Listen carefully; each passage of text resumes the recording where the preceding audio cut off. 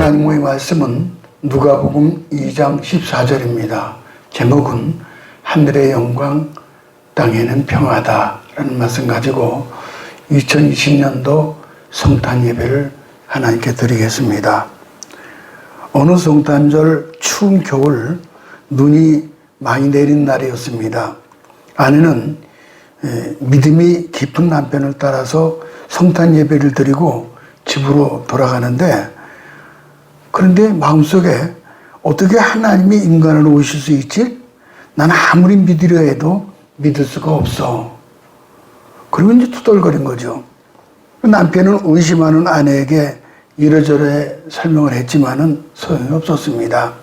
집 앞에 이르자 이상한 광경이 시야에 들어왔습니다. 참새들이 눈이 너무 많이 내려서 먹이를 찾지 못한 채 집 문 앞에서 비실비실대고 있는 겁니다. 이런 모습이죠. 이런 모습을 볼 수 있죠. 남편은 들어가서 얼른 그 먹이를 가지고 와서 이제 새들에게 던져 주었습니다. 그러자 새들은 그걸 알아차리지 못하고 푸득이면서 그냥 날아가 버리는 겁니다. 그 남편은 실망해서 새들아, 헤아려는 것이 아니라 이것을 먹지 않으면은 너희들은 굶어서 얼어 죽어. 그렇게 얘기를 했습니다. 새들이 사람의 말을 들을 리가 없죠. 남편은 날아가는 새들의 뒷모습을 보면서 이렇게 말했습니다. 이 뜻을 어떻게 너에게 전할 수 있느냐? 혼잣말로 내가 새가 되지 않고는 방법이 없구나. 그리고 혀를 찼습니다. 그 순간 이 말을 듣고 있던 아내의 뇌리에, 그 아내의 머릿속에 반짝 뭔가를 깨달음이 비쳐 지나갔습니다. 아, 그렇구나. 하나님이 인간에게 사랑을 베풀었지만 인간들은 하나님의 품을 떠난 거야. 인간이 하나님의 사랑을 깨달을 수 없기 때문에 어쩔 수 없이 하나님 인간의 모습으로 오신 것이 바로 성신이야. 그리고 사랑으로 십자가를 표현하셨던 거야. 아내는 그제야 성탄의 의미를 깨닫고 땅에서 기뻐하심을 입은 하나님의 자녀가 되었다고 합니다. 사람들의 마음속에, 가정의 사회에 평화가 없습니다. 불화와 갈등과 불안과 근심, 다툼이 만연합니다. 그림 보시죠. 보면은 모든 사람이 평화를 소원하는데 왜 그렇습니까? 죄로 인해서 일이 된 거죠. 죄는 단절시키고 분리를 시킵니다. 사단이 죄를 갖고 버리는 일 역시 분리시키는 일입니다. 평화는 하나님과 올바른 관계에서 유리합니다. 흔히 많이 소유하면은 평화를 이룰 수 있다라고 생각합니다. 그러나 그렇지 않습니다. 예컨대 조용하던 집안에 갑자기 돈이 많이 생기면은 가족들 사이에 갈등이 생기고 마지막에는 법정에 서는 일이 허다합니다. 권력을 가지면은 평화롭습니까? 그렇지 않습니다. 그것은 하나의 위장평화입니다. 대통령도 늘 불안하잖아요. 그 경호원들이 수행을 하죠. 이런 모습이죠. 보면은 예수께서 이 땅에 오신 것은 평화를 주기 위함입니다. 그러므로 참 평화를 얻으려면은 예수님을 만나야 합니다. 그래야 진정한 평화를 얻을 수가 있습니다. 첫 번째, 예수님을 배웠고 평화를 누리며 평화를 전하시기 바랍니다. 14절 보니까는 지극히 높은 곳에는 영광이요, 하나님께 영광이요, 땅에서는 하나님 기뻐하신 사람들 중에 평화로다. 이것이 천군 천사가 이제 묵자들에게 나타난 거죠. 이 지극히 높은 곳은 하나님께 영광이요, 땅에서는 그 기뻐하심을 입은 사람 중에 평화로다 했을 때, 그것이 천군 천사가 하늘에, 허다한 천군 천사가 하늘에서 부른 찬송가입니다. 성탄절 하면은 평화의 이미지가 떠오릅니다. 예수께서 나신 것은 비록 누추하지만은 평화로운 곳입니다. 세상 요란함과 다툼이 없는 작은 마을 베들레헴, 비록 후미지지만 아주 조용한 마국간에서 태어나신 것입니다. 구유에 누워서 고요히 잠들어 있는 아기 예수님의 모습을 상상해 보시기 바랍니다. 한 폭의 그림으로 평화 그 자체입니다. 한밤중에 목자들이 천사를 만나서 예수님의 탄생 소식을 듣습니다. 하늘에 허다한 천군 천사들의 노래가 울려 퍼지죠. 창세기 1장과 2장에 하나님이 인간을 하나님의 형상대로 창조하신 기록이 나옵니다. 그때는 하나님과 인간, 그리고 인간과 인간 사이에 평화가 있었습니다. 그런데 3장에 가서 하나님과 언약 관계의 징표인 선악과를 따먹은 후 하나님과 인간, 인간과 인간 사이 평화가 깨지고 맙니다. 나아가 인간과 피조물 사이도 평화가 깨져버립니다. 이 죄가 그렇게 무서운 겁니다. 그러면 죄 문제를 어떻게 해결할 수 있습니까? 오직 십자가만이 해결할 수 있는 거죠. 십자가는 하나님과 인간을 이어줍니다. 그래서 로마서 3장 25절에 보면 이렇게 말씀하셨어요. 이 예수를 하나님 그의 피로 인하여 믿음으로 말미암은 화목제물로 세우셨으니, 그리고 인간과 인간을 이어주지요. 에베소 2장 13절 14절 가볼까요?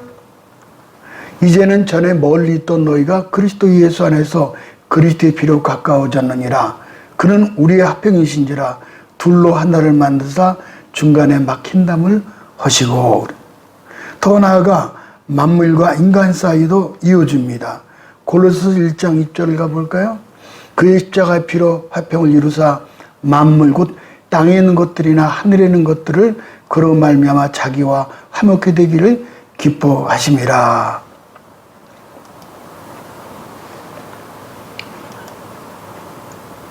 그래서 우리 예수님은 화목제물이 되신 거죠. 영국 사람이 그린 개통이라는 제목의 그림이 있습니다. 전쟁터에서 한 통신병이 끊어진 전화선을 이어주러 가는 그런 내용이죠. 근데 청탄이 빗바듯하지만은 수만 명의 목숨이 달린 전화선이라 목숨을 걸고 달려갑니다. 군인이요. 통신병이 드디어 끊어진 데를 발견했지만은 그러나 폭격으로 인해서 중간이 손실이 되었습니다. 그는 전선의 길이 많군 양팔을 뻗어서 양쪽 정선을 잡고 감전이 됩니다. 몸을 부들부들거리면서 전류가 흐르게 하고 이에 적의 집중 사격을 받고 전사하고 맙니다. 예수님은 바로 이 일을 하시기 위해서 십자가에서 화목제물이 되신 것입니다. 우리는 이 복음을 믿음으로 말미암아 죄 사함 받고 하나님과 개통되었고 사람 사이에 개통된 사람들입니다. 그래서 우리는 평화를 누리고 평화를 나누어주는 그리스도인이 된 겁니다. 근데 유감스럽게도 예수를 영접하고도 여전히 평화를 누리지 못하는 경우가 얼마나 많은지 모릅니다. 그래서 마음의 평화가 없고 가정의 평화가 없고 그러니까 사람들에게 평화를 나눠주지 못하게 된 겁니다. 평화의 기도로 유명한 성 프란치스코죠. 어느 날 우물가에 물기는 여인을 보다가 아주 기막힌 장면을 발견했습니다. 이 여인이 물통에 물을 가득 담은 뒤 나무 조각을 물 위에 띄운 후 물통을 이고 갑니다. 이상하다 싶어서 물었습니다. 왜 물 위에 나무 조각을 띄웁니까? 그때 이 여인이 대답을 하는 거예요. 뭐라고 대답하는 거 아니? 그냥 이고 가면은 물동이가 흔들릴 때마다 물이 출렁거리면서 쏟아지죠. 그런데 나무 조각을 얹어 놓으면 중심을 잡아주기 때문에 물이 넘치지 않습니다. 프랑체스는 그 말을 듣고 큰 무릎을 치면서 영감이 떠오른 거죠. 마음이 동요되고 출렁일 때 바로 우리 중심에 예수님의 십자가 띄우면 되겠다 하는 생각을 가졌던 겁니다. 마음의 평화가 임해서 육신의 건강도 좋아지고 가정의 평화도 임하고 범사의 형통함을 얻게 됩니다. 어느 부인의 간증입니다. 예수 믿기 전에 생활이 녹록했는데 어쩌다가 간염에 걸려서 고생을 하게 됩니다. 남편은 사업가인데 아픈 아내를 돌보지 않고 또 바람을 피웁니다. 아이들마저 겉돌며 공부는 하고 안 하고 탈선합니다. 그러던 어느 날 옆집 아줌마가 전도합니다. 처음에는 거부했지만 딱히 붙잡을 것도 없는 암담한 상황이라 지푸라기를 잡는 심정으로 교회를 따라 나갔습니다. 새신자 성경 공부를 하게 되었고 마침내 예수님을 영접하게 됩니다.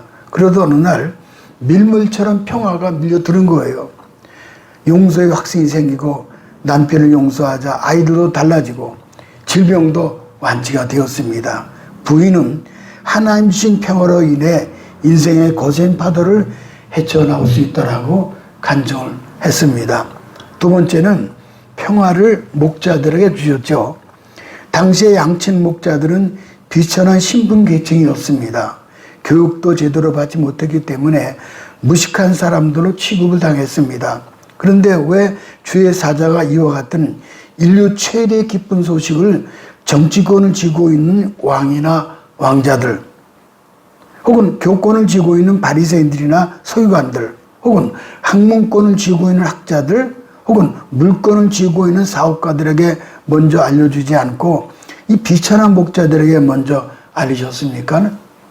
낮은 사람에게요. 그림을 좀 볼까요? 이게 성지순례 가보면 여기 나와 있어요. 양치던 그 베들레헴 목자들이 양치는 거기에 지는 게 있습니다. 이것은 복음이 낮은 사람, 평범한 사람, 무지한 사람, 사람들에게 전해지기 위함입니다. 사도 바울은 이 같은 진리를 이렇게 설명하고 있습니다.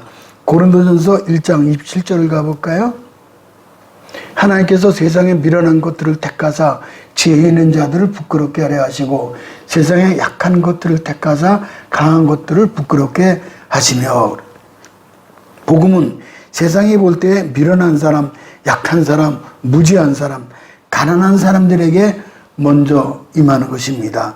그래서 심령이 가난한 자가 복이 있다는 말씀이죠.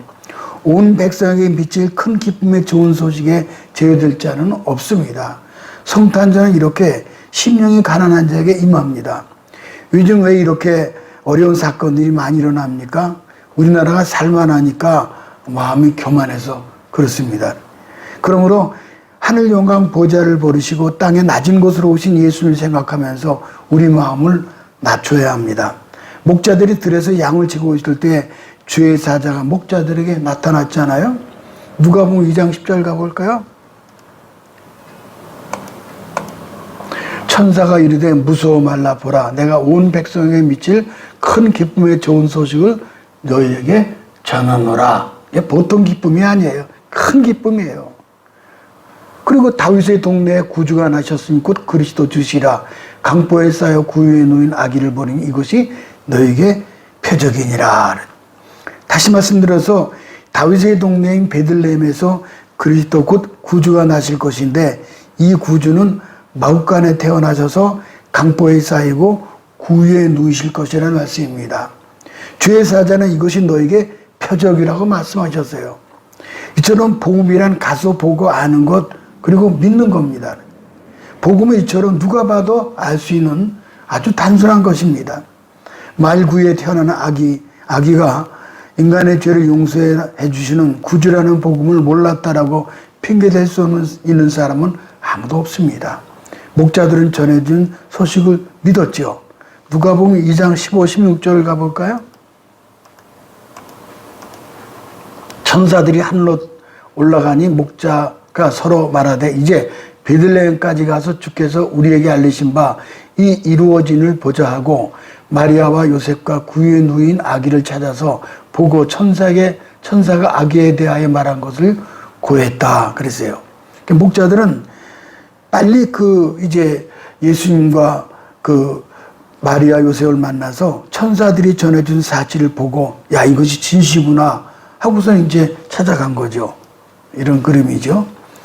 이 아기가 자신과 온 백성들의 죄를 용서해 주실 구세주라는 사실을 믿은 거죠. 목자들은 자신들이 본 천군 천사들의 찬송과 자신들이 들은 구유아긴 예수가 구세주이심을 요셉과 마리아에게 증거를 했습니다. 내가 이렇게 하늘에 천군 천사가 있었고 그들이 이렇게 얘기를 하더라. 메시아를 만났다 이제. 그런 거 요셉과 마리아에게 증거한 거죠. 찬송가 112장 1절 우리가 잘 아시죠? 그 맑고 환한 밤중에 무천사 내려와 그 손에 비파 들고서 다 찬송하기를 평강의 왕이 오시니 다 평안하여라. 그 손안하던 세상이 다 고요하도다. 우리 인생들이 살아가고 있는 이 세상은 어떻습니까? 요란하고 시끌벅적합니다. 곳곳에서 고성과 막말이 쏟아져 나옵니다. 특별히 2020년도 코로나로 인해서 한숨과 탄식이 터져나오고 있는 가운데 있습니다. 이런 세상에 하나님께서는 예수님을 보내주신 거예요. 소란한 세상에 평강의 주님을 보내주신 것입니다. 전쟁과 질병과 불의한 세상에 평화의 예수님을 보내주신 것입니다. 이 어두운 세상에 빛으로 보내주신 거예요. 목자들은 아기 예수님을 경배하고 평화를 누리며 온 세상에 기쁜 구원의 소식을 전하러 갑니다. 이것이 바로 새벽송의 시작이 된 거죠. 이제 천사들이 나가서 성탄 이브 밤에 나가서 복음을 전하면서 전 새벽송의 효시가 된 거죠. 안타까운 것은 이 새벽송이 언제부턴가 우리 한국교회에 점점 시들어 버리는데 이것이 문과하니 구원의 문이 닫히는 것이 아닌가 참 우려되고 걱정스럽습니다. 1346년 유럽은 흑사병인 페스트의 공포에 휩싸였습니다. 그러니까 1346년에 흑사병, 페스트병이 있었죠. 그때 창궐해 가지고 이 모습이에요. 이 모습 보세요. 유럽 인구의 3분의 1이 페스트의 공격을 받았습니다. 영국과 프랑스는 인구의 절반가량이 이 전염병에 쓰러졌습니다. 마치 지구의 종말이 온 것과 같은 느낌이었습니다. 그리하여 크리스마스 이브를 맞은 런던은 조용했습니다. 그런데 일단의 한 청년들이 거리에 나와서 기쁘다 구주 오셨네. 그를 만백성 맞으라. 그 힘차게 찬송을 드렸습니다. 이런 모습, 이제, 이 속에서 이제 찬송을 드렸는데 바로 이 찬송을 드린 거예요. 기쁘다 구주 오셨네. 만백성 맞으라. 온 교회여 다 일어나. 그렇게 이제 행진을 했습니다. 그러자 사람들이 하나씩 두씩 거리로 쏟아져 나오고 삽시간에 수십 명, 수백 명이 불어나 합창이 되었습니다. 공포에 떨던 런던 시내가 찬송으로 가득 찼습니다. 런던 시민들은 희망을 되찾고 정상적인 생활을 하게 되었는데 성탄절 찬송이 죽음의 현장에는 이들에게 소망을 가져다 준 것입니다. 그 역사에 기록하기를 그때부터 이 흑사병이 잦아들었다고 합니다. 목자의 심정을 가지고 코로나로 인해 앞으로 불가능할 수 없는 이 절망의 현장에 소망과 평화의 소식을 공포하는 목자 같은 하나님의 종들이 되시기를 주님의 이름으로 축복합니다. 마지막 세 번째는 평화를 동방박사들에게 주셨죠. 예수님의 탄생 이야기는 마태복음과 누가복음에 기록되어 있죠. 마태복음에는 동방박사들이 별의 인도를 따라 찾아와서 경배하는 과정이 있고 이어서 헤롯의 박해를 피해서 애굽으로 피난하는 내용이 지난주의 말씀이죠. 반면에 누가복음은 천사들의 인도를 따라서 목자들이 찾아와서 경배하는 과정이 설명되어 있습니다.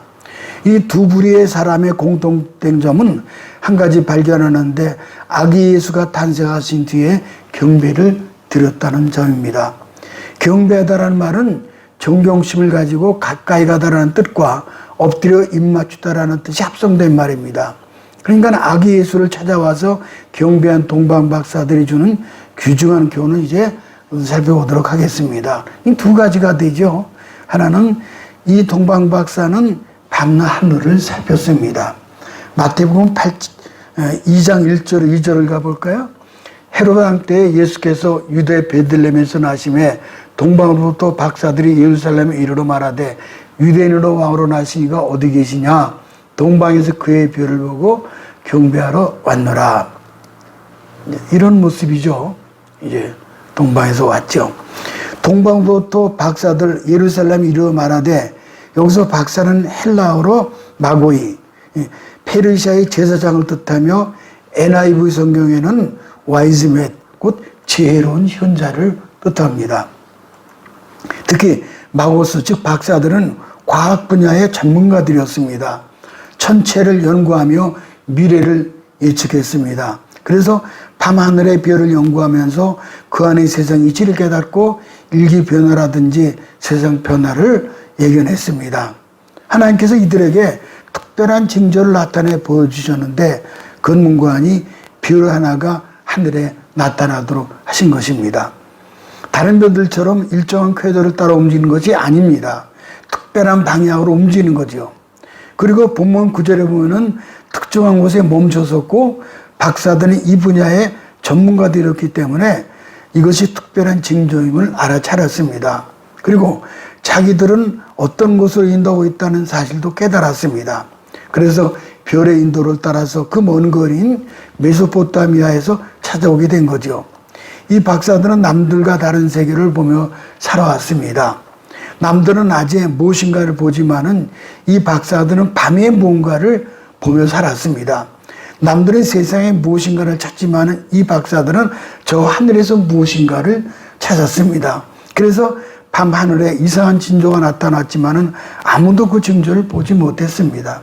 하나님께서 밤하늘에 메시지를 보내주셨지만은 아무도 그걸 깨닫지 못했죠.